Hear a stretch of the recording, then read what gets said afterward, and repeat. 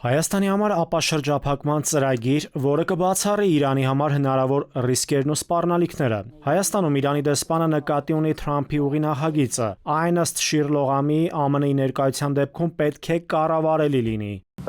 Իրանի անհանգստությունը իր սահմանների մոտ ամերիկացիների ներկայության վերաբերյալ միանգամայն լեգիտիմ է և տրամաբանական։ Այդ մտահոգություններին պետք է հստակ պատասխան տրվի։ Ըստ դեսպանի, Իրано-հայկական հարաբերությունների օրակարգում պետք է լինեն ռիսկերի կառավարման ու TRIP նախագծի հնարավոր իրականացումից բխող մարտահրավերների հաղթահարման հարցերը։ Դիվանագետի ձևակերպմամբ Հայաստանի իշխանությունները հավաստիացրել են, որ նախագծի իրականացման դեպքում Իրանի համար որևէ մարտահրավեր չի ստեղծվի։ Իրանի և Ամերիկայի Միացյալ Նահանգների միջև հուշագրի ստորագրումից հետո Վաշինգտոնը բազմիցս խախտել է դրա դրույթները։ Իրանի մտահոգությունը իր սահմանների մոտ ամերիկացիների ներկայությամբ միանգամայն օրինաչափ և տրամաբանական է, և դրան պետք է հետևի հստակ արձագանք։ Հայաստանն ու Իրանը էներգետիկ ոլորտում համագործակցության ընդլայնման վերաբերյալ նոր գաղափարներ են քննարկում։ Շիրղոլամին հայտնեց, որ Հայաստանի և Իրանի միջև ներկայում շարունակվող քննարկումները վերաբերում են էներգետիկ ոլորտում համագործակցության տարբեր ուղղություններին, այդ թվում գազի, նավթամթերքի ոլորտներին, ինչպես նաև էներգետիկ ռեսուրսների տեղափոխման, տարանցման, համագործակցության հարցերին։